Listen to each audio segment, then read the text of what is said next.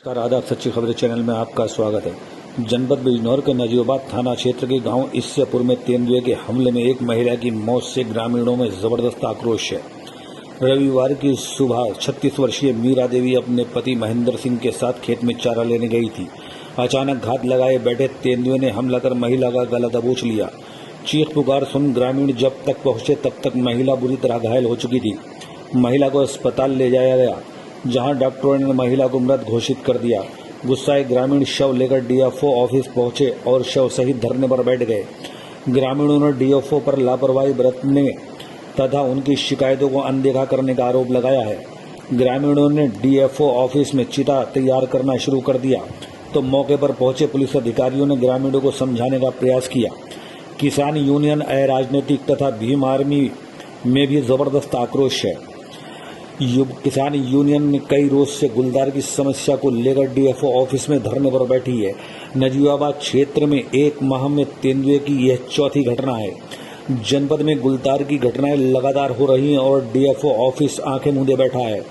भाजपा नेता मौसम चौधरी ने भी डीएफओ पर लापरवाही का आरोप लगाते हुए कहा है कि यदि उन्होंने पूर्व की घटनाओं से सबक लिया होता तो मीरा देवी हमारे बीच जिंदा होती। उन्होंने उचित मुआवजा दिलाने का भी आश्वासन दिया है। जनपद बिजनौर की पल पल की खबरें जानने के लिए देखते रहिए हमारा चैनल सच्ची खबरें। क्या हुआ आज ही एक गुलदार ने हमला कर दिया था। हम लोग घास के लिए गए थे, चारा लेने के लिए, पति पत्नी और गुड़िया भी थी हमारे साथ में और एक उसकी सिस्टर भी थी। हम 4 थे। तो वो चारा काटने के लिए छोटी सी क्यारी में गई जो खाली पड़ी थी बिल्कुल, और छोटी छोटी घास खड़ी थी और उसके बीच में गन्ने की क्यारी है। तो गन्ने की क्यारी से कोने पे हम लोग काट रहे थे घास। तो जैसे ही इसकी चीखने की आवाज़, हल्की सी चीखने की आवाज़ सुनी तो मैंने उसको आवाज़ लगाई, बट उसकी आवाज़ नहीं आई तो वो नहीं बोली। उसके बाद मैंने फिर आवाज़ लगाता रहा, नहीं बोली। तो फिर मैं भागा एकदम से।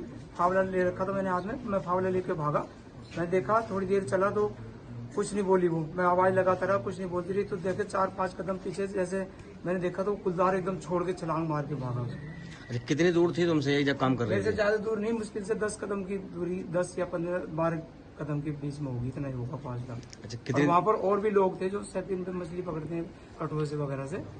तो सभी फिर डर गए एकदम से, सभी आए भी, मगर जब तक वो भाग गया। कितनी देर में पता चला तुम्हें? जैसे तुरंत 2 मिनट के अंदर, क्योंकि 2 मिनट की वारदात थी, जो 2 मिनट के अंदर ही उसकी, मतलब ये समझ लो कि आवाज भी बंद हो गई थी।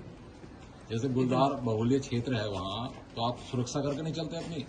बाबूजी, गुलदार से क्या पता था? हमें पता ही नहीं था कि वहाँ गुलदार है। जैसे वो तो पूरा, वो हमें ये नहीं पता कि ये गुलदार है, तो वहाँ तो हम कुछ नहीं, क्योंकि और लोग वहाँ मछली पकड़ रहे हैं कटुओं से। हम रोज नजीबाबाद क्षेत्र में सबसे ज्यादा घटना है गुलदार से। नजीबाबाद क्षेत्र में हमारे विभाग क्या कर रहा है? ये वन विभाग कुछ नहीं कर रहा। तो हम जो है एम्बुलेंस के लिए भी कम से कम घंटे तक बैठ रहे, कोई एम्बुलेंस भी नहीं आई, ना कोई वन विभाग ने किसी तरह की कोई फैसिलिटी कुछ नहीं कर रही। वन विभाग का कर्मी नहीं पहुंचा कोई भी कुछ नहीं था वहाँ। क्या चाहते हो? हम चाहते हैं कि हमें न्याय भी मिले और इसका सॉल्यूशन हो कि किस तरह के गुलदार से जो है छुटकारा मिले। बात है, ये एक हफ्ते में 4 घटनाएं हो गई और वहाँ के मौजूदा जो जनप्रतिनिधि हैं उन्होंने किसी भी के घर भी जाकर कोई सूद नहीं ली। जो लोग वहाँ से चुनाव लड़ते हैं, चाहे वो हारते हैं चाहे जीतते हैं, चाहे वहाँ के मूल निवासी हों, मूल निवासी होने का फर्ज ये है कि सबसे पहले अपने घर की सुरक्षा करें। एक पुरानी कहावत है कि जिसने पड़ोसी का दुख नहीं देखा वो किसी और का क्या दुख देखेगा। तो अपने घर का, अपने पड़ोसियों का जिन्होंने अब तक दुख नहीं देखा, इन लोगों के घर नहीं गए, ये उनके लिए भी शर्मसार वाली बात है। मानवता से ज़्यादा कुछ नहीं होता।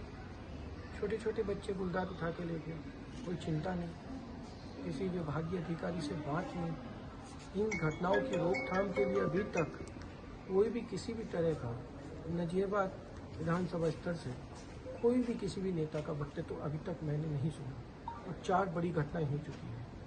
इन घटनाओं का जैसे आज हम लोगों को पता नहीं, एक मानवीय दृष्टिकोण के नाते हम लोग वहाँ पहुँचे और मैंने इस विषय पर जिलाधिकारी महोदय से भी बात की तो उन्होंने मुझे ये बताया है कि हम लोग बहुत जल्दी 4 टीम गठित करने जा रहे हैं। उनकी बात कंजर्वेटिव से भी हो चुकी है और उस क्षेत्र के लिए नई 4 टीम बनाई जा रही है और जो चला गया वो वापस नहीं आता। अच्छा, वन विभाग की कहीं ना कहीं उनकी इन पीड़ाओं को देखकर जो मुआवजा बनता है वो भी 5 लाख का मुआवजा इन्हें 72 घंटे में दिया जाएगा। पर मुआवजे से वो महिला तो वापस नहीं आती, पर कहीं ना कहीं इसके परिवार के लिए, उस छोटी बच्ची के लिए हम लोग सब चिंतित हैं।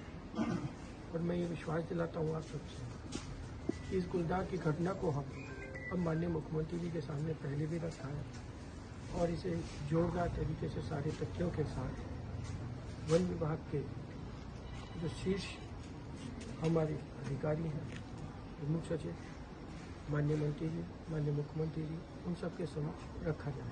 सर ये जो घटनाएं हो रही है इसके बाद जो डीएफओ हैं उनके खिलाफ ग्रामीणों में बहुत आक्रोश है, क्या कहेंगे आप इस पर लापरवाही का आरोप है। मैं मौके पे गया था और वहाँ डीएफओ साहब की ही ये लापरवाही का नतीजा है। जो घटना पहले हुई थी, अगर उन्होंने उस घटना से सीख ले ली होती तो ये जो मैंने अभी आपसे कहा कि 20 किलोमीटर कहूँगा, 25 भी नहीं, 20 किलोमीटर के रेडियस के अंदर 4 घटनाएं हुई हैं और विद इन ए वीक हुई हैं। पहली घटना से अगर ये लोग सीख ले लेते तो आज पूजा हमारे बीच में जिंदा होती और अपनी बच्ची के साथ होती। निश्चित इसमें डीएफओ की लापरवाही है और इस लापरवाही से हम लखनऊ स्तर पर जरूर अवगत करेंगे।